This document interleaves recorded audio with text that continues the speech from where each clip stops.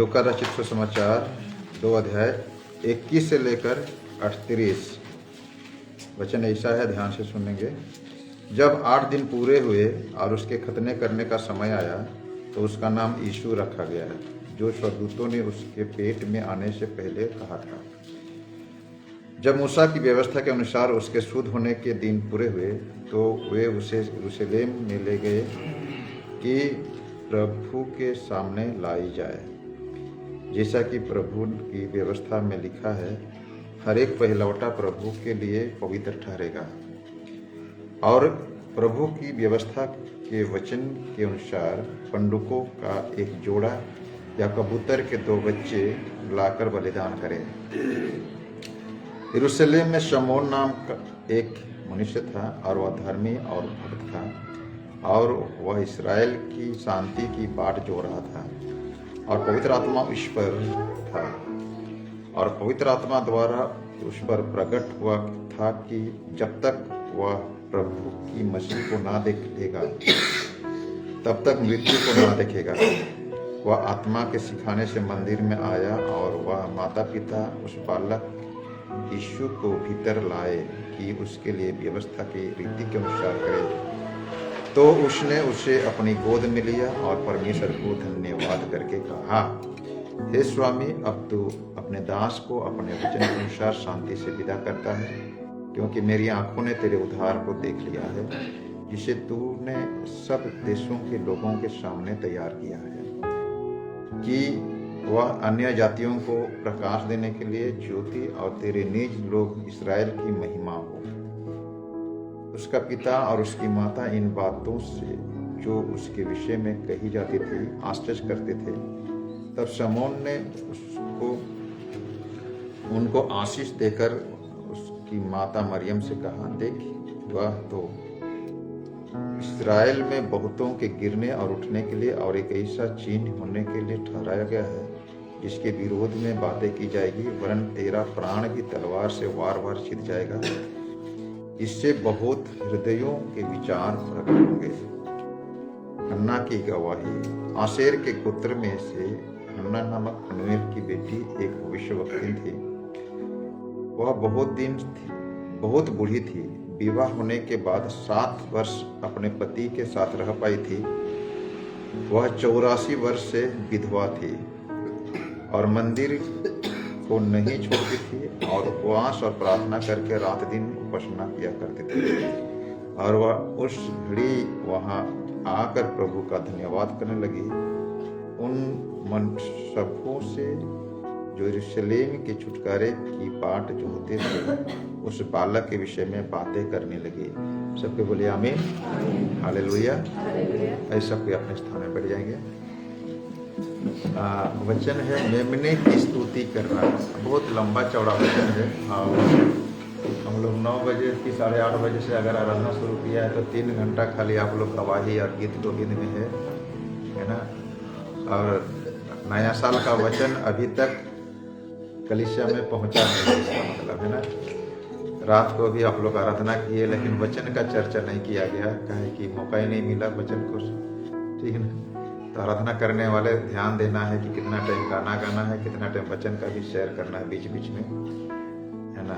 तो मैं संक्षिप्त रूप से कुछ बातों को रखूंगा। जैसे बहुतों ने गवाही दिया कि हमारे भूल चूक हो, हमारे बातचीत हो, हमारे काम धंधे हो, है ना, तो क्षमा मांगो। लेकिन किससे क्षमा मांग रहे हैं? केकरो से बोलेगा तो केकर से क्या पता है ना। तो इस तरह की बहुतों ने गवाही दिया। किसी एक विषय की व्यक्ति की बातें नहीं है, मैं भी कभी कभी ऐसे बोलता हूँ। लेकिन एक चीज ध्यान देना है कि परमेश्वर को आप लोगों से बहुत ही उम्मीद है ना। परमेश्वर को आप लोगों से बहुत ही आशा है, भरोसा है, विश्वास है कि मेरे बेटे, मेरे बेटियां, मेरे कलीसिया, है ना, मेरे लिए ये करेगा, है ना। इन साल 25 साल मेरे जीवन में 2025 साल बहुत ही महत्वपूर्ण है। मैं अपने जीवन को एवेलुएट करता हूँ तो बीते और 4 महीने के बाद में, है ना, करीब में 50 साल में पूरा हो जाएगा मेरा, है ना। तीन महीने में, है ना, मार्च अप्रैल में। और ये 50 साल के जीवन को हमने जब झांक कर देखते हैं तो प्रभु ने बहुत सारे कार्य किया है और जो हमने चाहा वो मिला है। हालेलुया।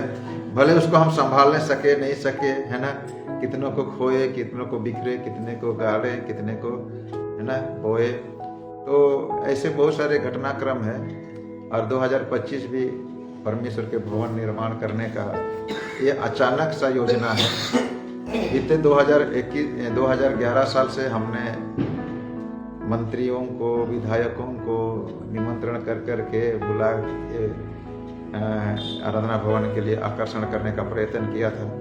लेकिन 15 साल के बाद प्रभु ने उसके योजना के तहत विधायक को बुलाकर हमारे लिए आराधना भवन का निर्माण करना, ये बहुत ही मायने है।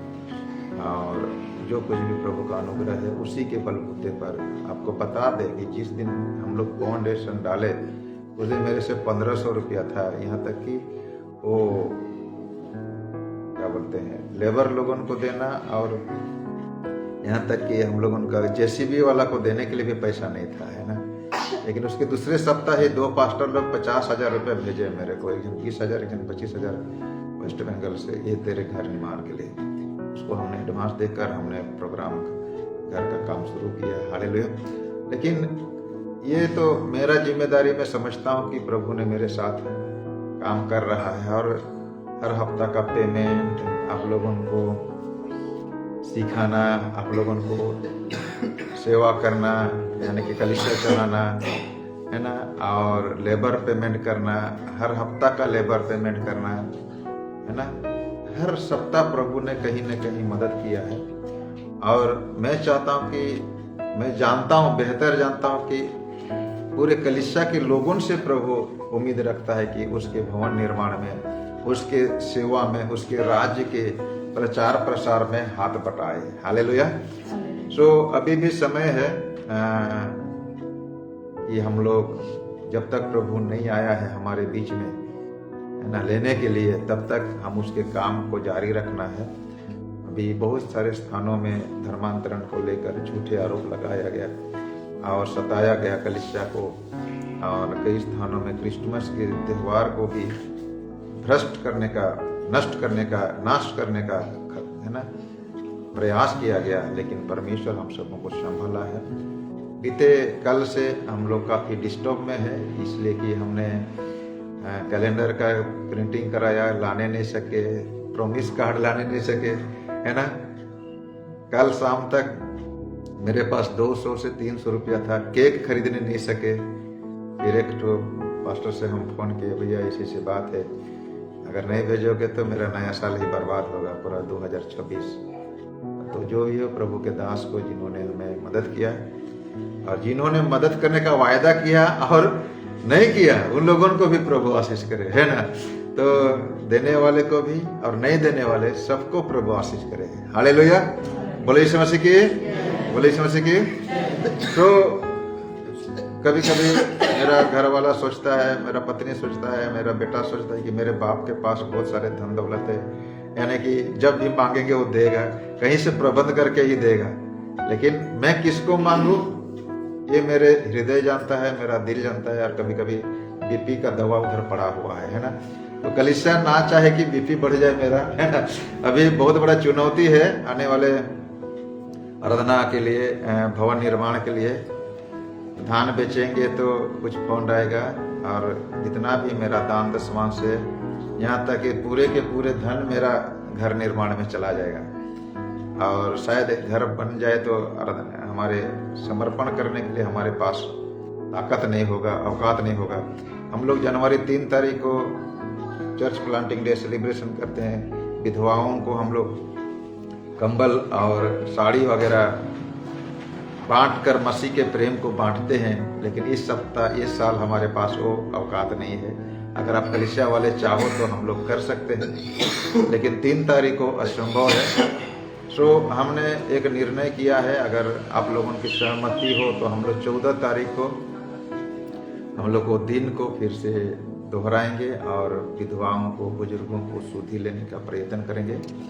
और इसलिए आप लोग प्रार्थना करिए। और जुड़ने की कोशिश करिए, उपस्थिति होने की। मैं तो उधारी ला के भी मैं कहीं से गरीब दुखी का सेवा कर सकता हूँ, कलीसिया को सेवा कर सकता हूँ, लेकिन कलीसिया के लोग ना रहे तो उधारी लाना तो बेकार है ना।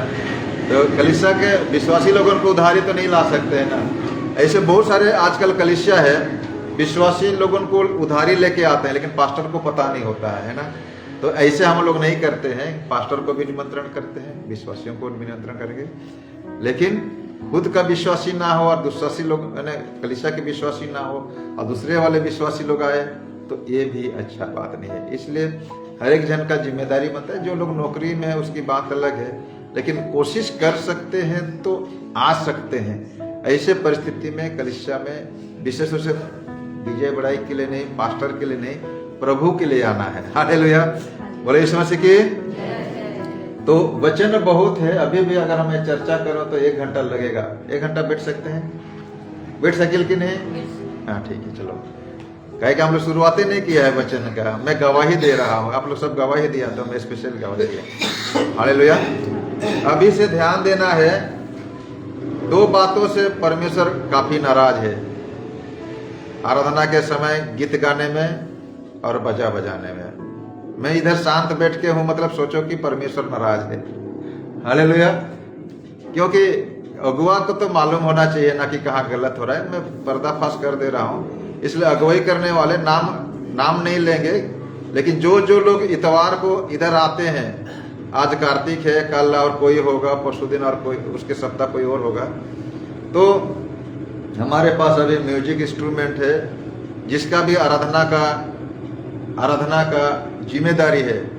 कम से कम 1 शाम पहले इधर आने का कोशिश करो, और नहीं आ रहे हैं तो उस दिन भले आपका जिम्मेदारी रहेगा, लेकिन अगुवाई का जो है खाली आपको खड़ा होना है। गीत किसको गाना है इधर से शुरू होगा, ठीक है।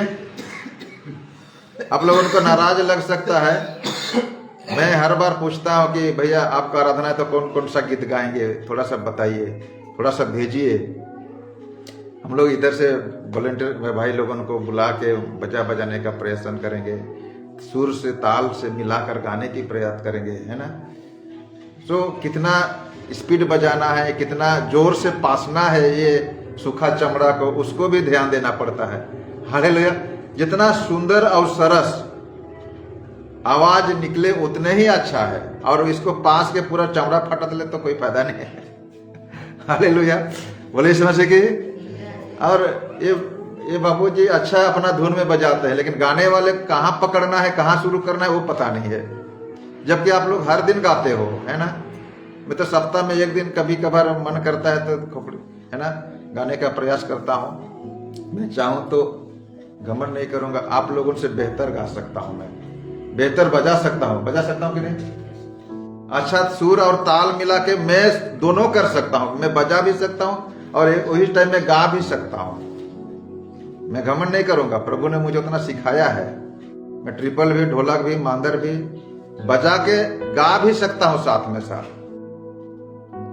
डमका छो, करम हो, ठेठ हो, आप जो गाना गाओ, जो भी बजाओ, मैं खुद गा के मैं कर सकता हूँ, लेकिन आप लोग सीखो, इसलिए मैं मौका देता हूँ। अच्छा आराधना कर सकता हूँ मैं, है ना।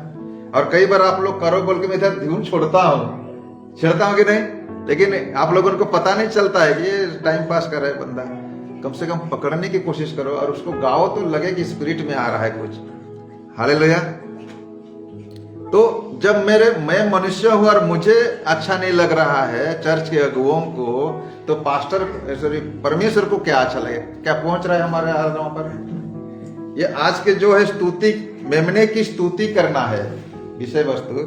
हमने 21 वचन से लेकर 38 वचन से जो हमने पढ़ा, उसका जो मुख्य विषय है मेमने की स्तुति करना, उद्धारकर्ता की स्तुति करना। तो इसलिए मैं स्तुति की बातें कर रहा हूं, आराधना की बातें कर रहा हूं। हालेलुया, बोले यीशु मसीह की। तो प्रियो, जिसको भी आराधना करना है अगला एतवार को, कम से कम, मैं जब लुथरन चर्च में प्रचारी कर रहा था, 1 सप्ताह तक सीख रहे थे। ये बीच में प्रचारक बुजुर्ग है ना, आनंद बड़ा जी है ना, वो मेरा गुरु है गीत गाने में, सिखाने में, है ना।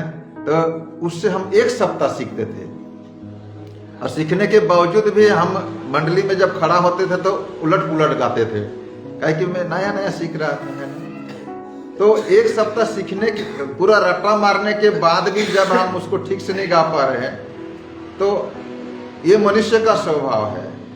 इसलिए खड़ा होने का तो हो जाता है, जब आप लोग नहीं आते तो गीता खड़ा हो जाती है और उसको पता नहीं होता है किसको गाना है, इधर उधर ढूंढना पड़ता है, और उसको लगता है कि ये गाना अच्छा है, लेकिन आप लोगों को अच्छा नहीं लगता, इसलिए खामोश रहते, वही खाली गाता है। होता है कि नहीं? होता है कि नहीं? ऐसे बहुत सारे गाना इकरे खाली आवाज है और बाकी मन के मालूम न रखे।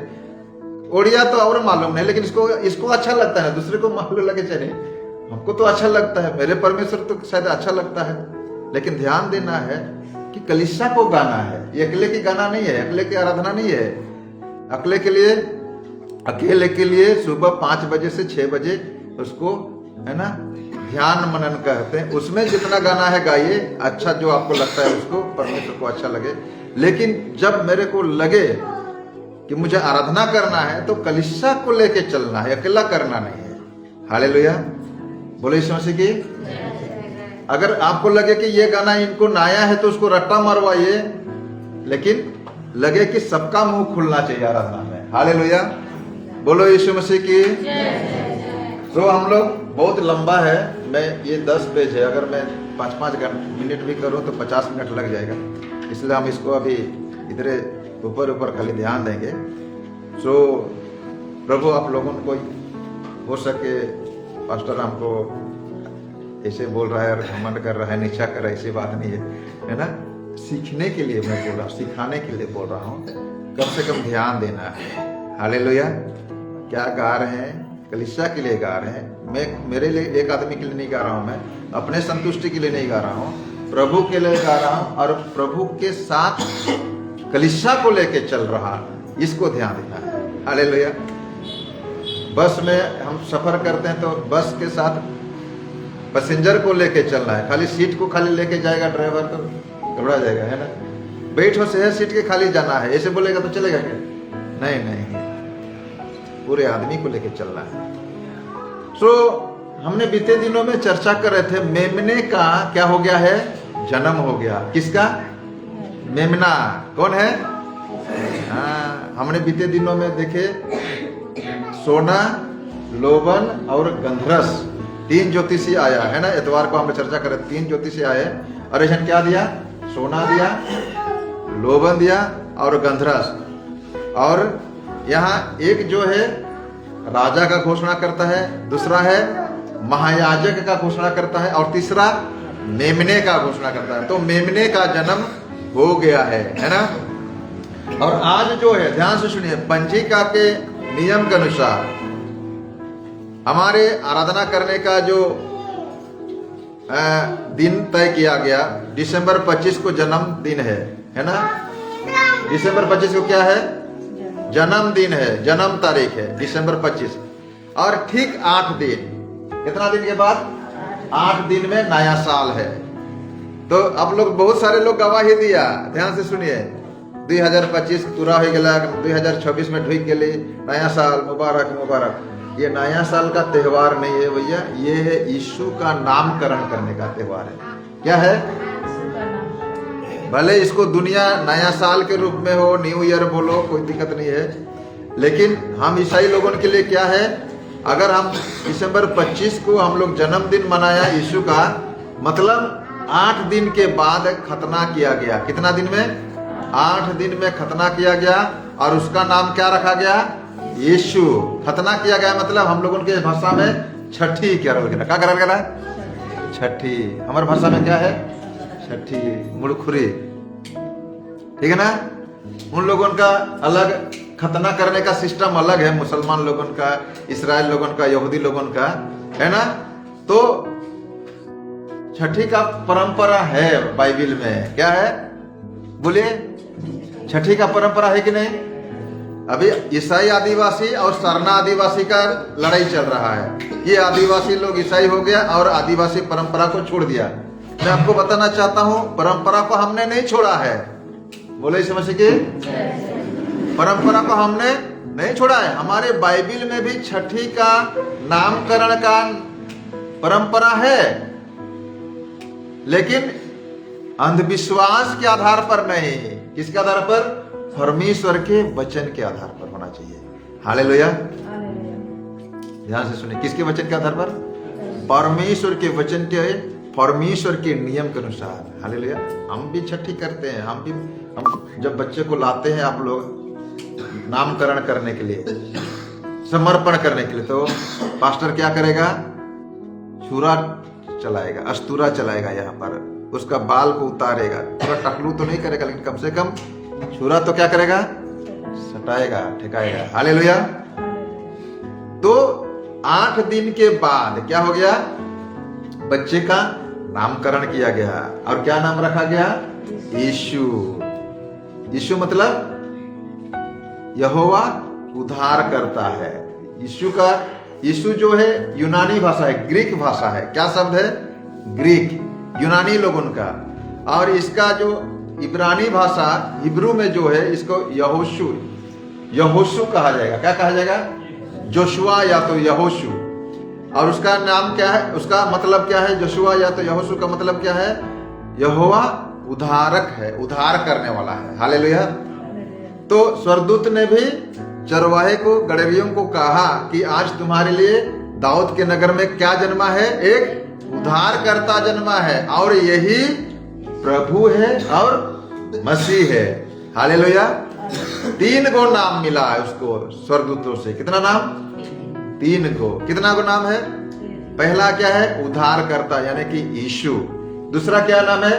प्रभु, मतलब यही तुम्हारा सृजनहार है, यही तुम्हारा पालनहार है, यही तुम्हारा त्रारणहार भी है। और मसीह मतलब अभिषिक्त। मां के गर्भ से ही इसको क्या किया गया है? वो अभिषिक्त किया गया है, चुन लिया गया है। बोलो यीशु मसीह की। तो जब यीशु 8 दिन का हुआ, कितना दिन का? 8 दिन का हुआ, तब उसको क्या किया गया? खतना किया गया, नामकरण किया गया 8वां दिन में। लेवीय व्यवस्था हम लोग जैसे लुका के 2 अध्याय के 21 में शुरू में ही पढ़े, उसी प्रकार लेवीय व्यवस्था 12 अध्याय का 3 वचन में है, या तो 1 से 4 में भी इसको पाएंगे। हालेलुया। तो उसके बाद बच्चा का क्या हो गया? ध्यान से सुनिए, परंपरा को बता रहे हैं। बच्चा का क्या हो गया? नामकरण हो गया, खतना होके शुद्धिकरण भी हो गया। क्या हो गया? शुद्धिकरण भी हो गया। अभी किसका शुद्ध होना है?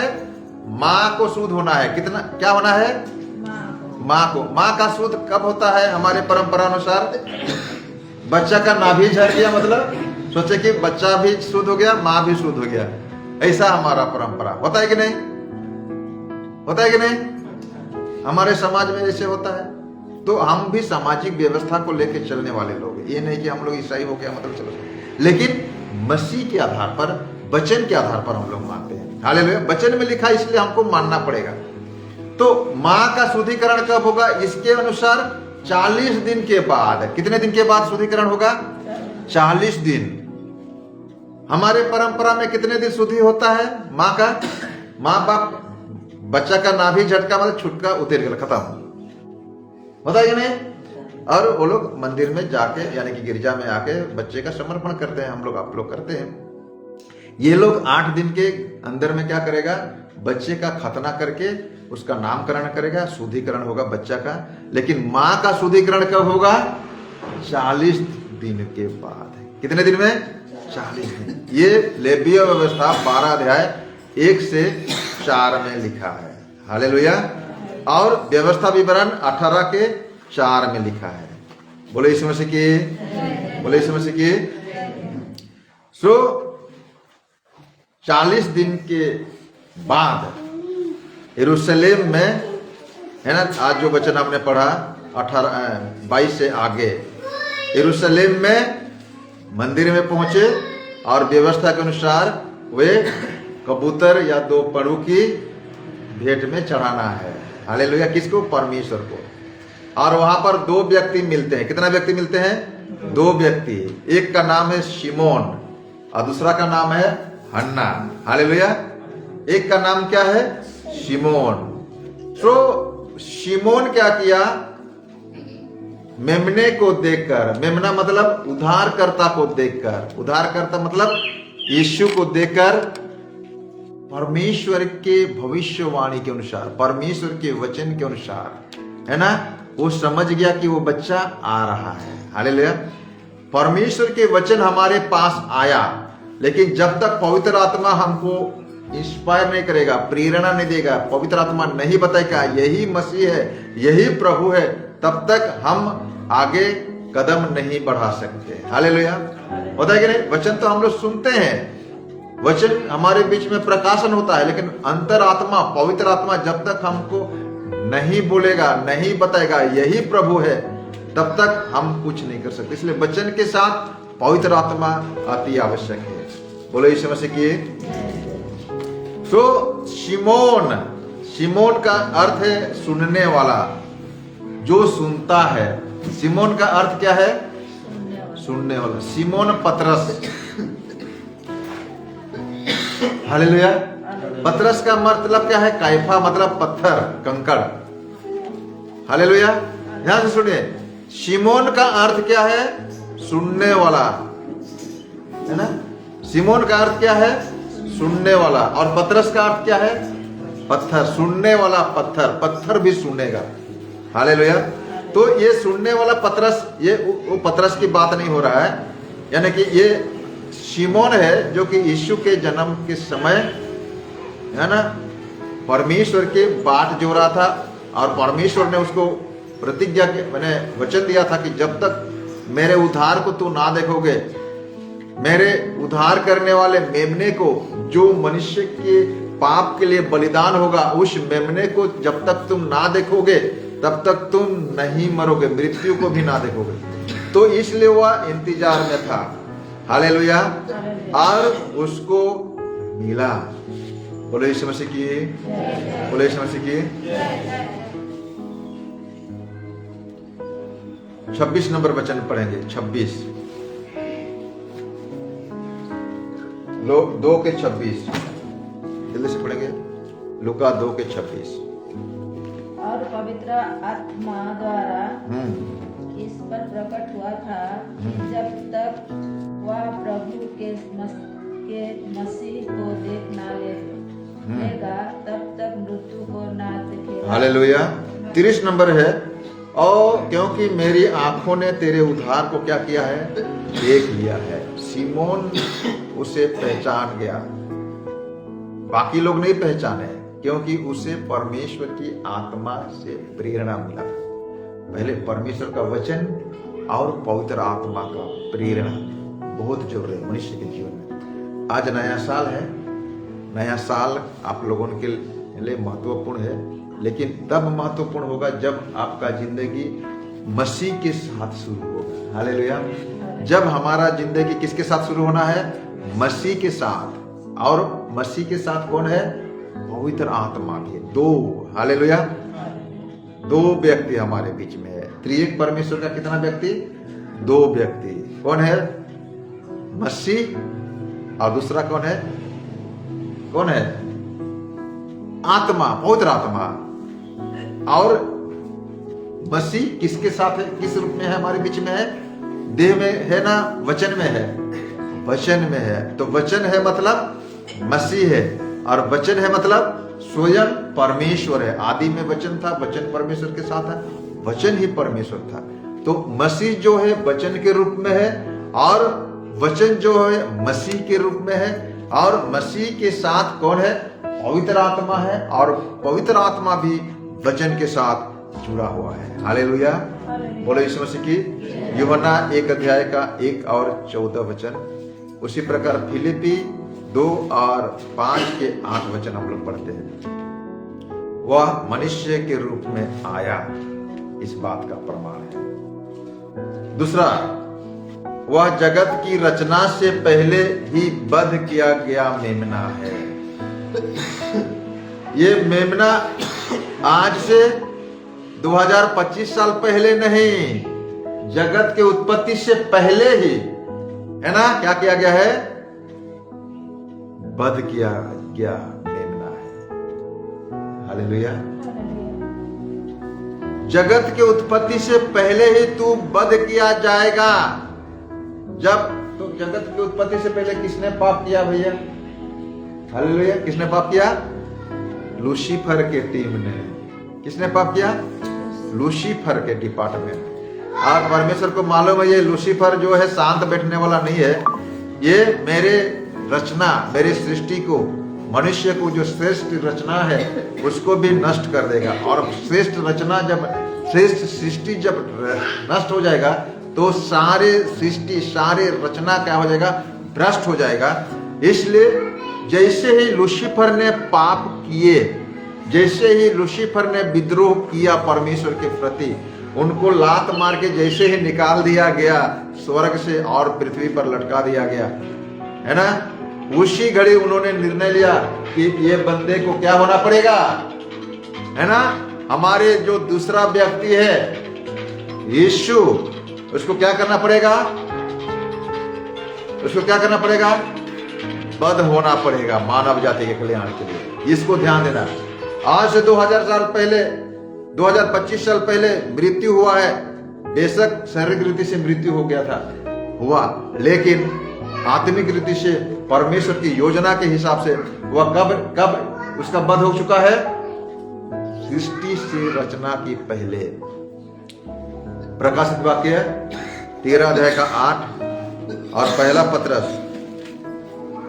है ना, 1 अध्याय का 18 और 20 वचन। पहला पत्रस 1 अध्याय का 18 और 20। वह ऐसा लिखा है, क्योंकि तुम जानते हो कि तुम्हारा निकम्मा चाल चलन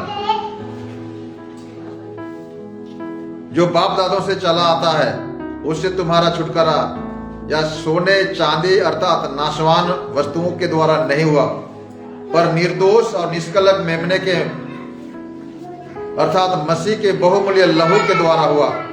उसका ज्ञान तो जगत की उत्पत्ति से पहले ही जाना गया था। देखिए, जगत की उत्पत्ति से पहले ही जाना गया था, पर अब इस अंतिम युग में तुम्हारे लिए प्रकट हो गया।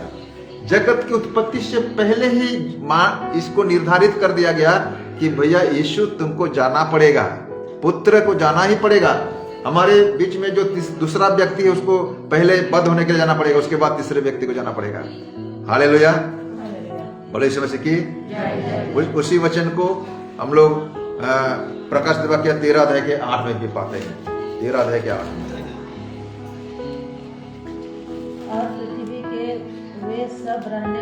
और पृथ्वी के वे सब रहने वाले जिनके नाम उस मेमने की जीवन की पुस्तक में लिखे हैं, जिसके नाम उस मेमने की जीवन की पुस्तक में लिखी गई है, तो जगत की उत्पत्ति के समय से घात हुआ है। ओ, जगत की उत्पत्ति से पहले ही क्या हुआ है? घात हुआ है। बस हो गया। हालेलुया। वह पापियों का एकमात्र उद्धारकर्ता और परमेश्वर तक पहुंचने का एकमात्र मार्ग है। यूहन्ना 8 अध्याय का 24, 14 अध्याय का 6, प्रेरितों के काम 4 अध्याय का 12 और यूहन्ना, पहला यूहन्ना का पत्र 5 अध्याय का 12। आप इसको घर में जाके पढ़ना। सो शिमोन उत्साहित है क्योंकि वह प्रतिज्ञा किया गया व्यक्ति प्रकट हो गया, है ना। देखिए, शिमोन उत्साहित है, आनंदित है। आप लोगों को भी भूख लग सकता है थोड़े समय के लिए, मुंह सूख गया होगा, कब खत्म हो ऐसे लग रहा होगा बैठे बैठे, लेकिन आप उत्साहित होना चाहिए आज के दिन में, क्योंकि आपको मालूम है कि हमारे लिए मेमने का जन्म हो गया। और वह मेमना आज से 2025 साल पहले आप और मेरे लिए क्या हो गया? क्रूस पर बलिदान हो गया। उसके बलिदान के द्वारा हमको छुटकारा मिला है।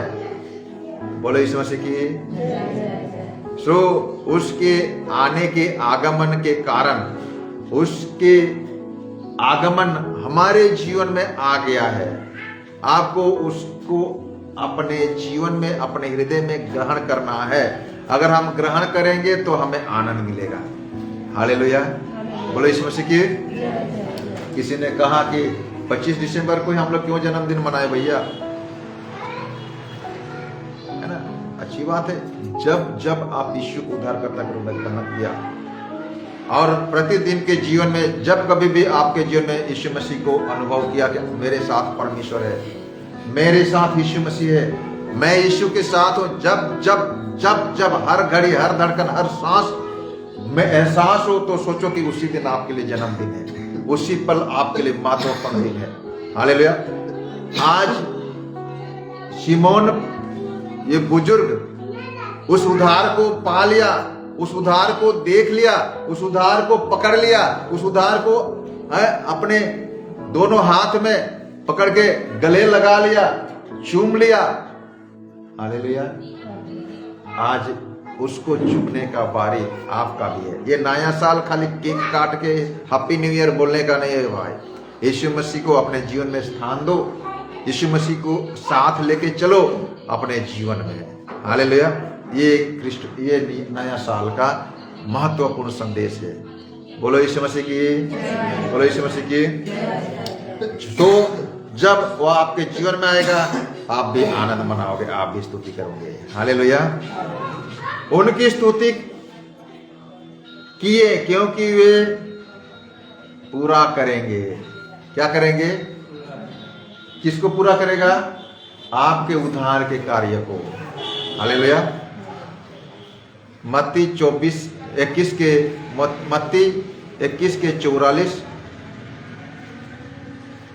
और दानियल 2 के 34 और 45। मैं खाली वचन बता रहा हूं, घर में जाके पढ़ना मत। शुरू से पढ़ते हैं और एक बार भजन संहिता पढ़े। भजन संहिता 118 के 22 और यशायाह के 8 के 14। दूसरा है मत्ती 21 का 44 और दानियल 2 अध्याय 34 और 45। यहां आपको समझ में आ जाएगा कि हमें परमेश्वर की स्तुति क्यों करना है, मेमने की स्तुति क्यों करना है। हालेलुया। बोलो यीशु मसीह की, बोलो यीशु मसीह की। तो मेमने की स्तुति करने की तरीका, प्रणाली, कैसे हम मेमने की स्तुति करेंगे?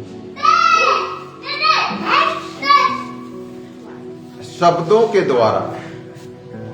कैसे स्तुति करना है? शब्दों के द्वारा। 28 नंबर वचन, शब्दों के द्वारा स्तुति किया।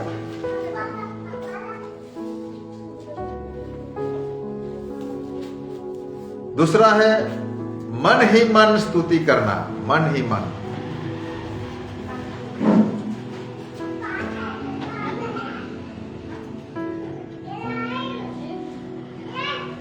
तीसरा है दृश्य रूप से स्तुति करना। दृश्य, लोगों को लगे कि स्तुति कर रहा। अभी जैसे हम लोग यहाँ पर खड़े हैं, है ना, बैठे हैं, तो लोगों को लग रहा है कि ये लोग स्तुति प्रशंसा गिरजा कर रहा है, तो लोगों को लगना चाहिए। तो ये 3 प्रकार की स्तुति है। पहला है शब्दों के द्वारा, दूसरा है प्रत्यक्ष रूप से दृष्टि के द्वारा, और तीसरा है मन के द्वारा, मन की सांत्वना, मन की स्तुति। हालेलुया। बोलो यीशु मसीह की। सो मेमने की स्तुति करना हमारी सेवा है। क्या है? ये हमारी जिम्मेदारी है, ये हमारी सेवा है। बोलो यीशु मसीह की। तो मन की स्तुति करना, शब्दों के द्वारा स्तुति करना। आपको भजन संहिता 40 1 98 4 135 1, इब्रानी किताब 13 अध्याय का 15 और प्रकाशित वाक्य 4 अध्याय 1 से 11 में शब्दों के द्वारा स्तुति करने के विषय में लिखा है। दूसरा है दृश्य के रूप में, विजिबल स्तुति करना, लोगों को मालूम पड़े कि आप स्तुति कर रहे हो। हम किसी के घर घुसते हैं, वो घुटने में है तो वचन पढ़े तो हमको लगे कि हमको स्तुति कर रहा है, ऐसे ये विजिबल ये स्तुति करना हो गया।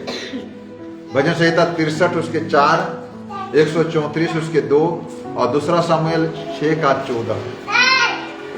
और तीसरा है मन से स्तुति करना, 53 भजन संहिता 51 उसके 13, 107 उसके 2 और मार्कुस 5:19 और 20 वचन। बोलो यीशु मसीह की। सो स्तुति करना हमारी क्या है? सेवा है, हमारी मिनिस्ट्री है, हमारी कर्तव्य है। 28 और 38 वचन में लिखेगा, परमेश्वर की महिमा हुआ। बोलो यीशु मसीह की। क्या होता है? हम जब स्तुति करते तो परमेश्वर की क्या होती है? महिमा होती है। 33 नंबर वचन, अगर दूसरा अध्याय जो हमने पढ़ा लूका के, उसका 33, 2 अध्याय का 33, आत्मिक रीति से हम लोग मजबूत होते हैं जब स्तुति करते हैं। तो ध्यान से सुनिए, आपका स्तुति करने के द्वारा कलीसिया क्या होती है? आपका व्यक्तिगत जीवन आध्यात्मिक रूप से, आत्मिक रीति से मजबूत होता है। अगर सही लय में, सही स्पिरिट में, सही आत्मा में होकर अगर आप आराधना करो और आराधना की अगुवाई करो, आत्मा की अगुवाई करो, सही स्तुति का लय में और आराधना करो, तो आपके हमारे क्या होते हैं? आत्मिक आध्यात्मिक मजबूती होती है संतों की। हालेलुया। और पापियों को सुसमाचार सुनाया जाता है। क्या होता है? पापियों का सुसमाचार। पहले क्या होती है? परमेश्वर की महिमा होती है जब हम आराधना करते हैं। दूसरा क्या होता है? हमारे आत्मिक आध्यात्मिक शक्ति से हम मजबूत होते हैं। और दूसरा क्या है? पापियों को सुसमाचार सुनाया जाता है। आप आराधना करते हो लेकिन पापी के लिए वो सुसमाचार का कारण बनता है। आप आराधना करते हो, परमेश्वर की स्तुति करते हो, परमेश्वर की महिमा होती है, लेकिन साथ ही साथ हम विश्वासियों के लिए, कलीसिया के लिए भी आत्मिक मजबूती के कारण होता है। लेकिन आप अगर ढंग से बेढंग से आराधना करो, आराधना के गीत गाओ, आराधना के बजा बजाओ, तो वही आत्मिक विनाश के कारण हो जाएगा कलीसिया के लिए। तो मैं सोचता हूँ परमेश्वर हमसे बातें किया है, परमेश्वर आप सबको इस वचन के द्वारा बहुत अच्छा सकते। सबके बोले आमीन। बोलो यीशु मसीह की। बोलो यीशु मसीह की। आइए हम लोग प्रभु भोज में सम्मिलित हो, इसलिए हम लोग घुटने में आ जाएंगे और परमेश्वर की महिमा करेंगे। हालेलुया।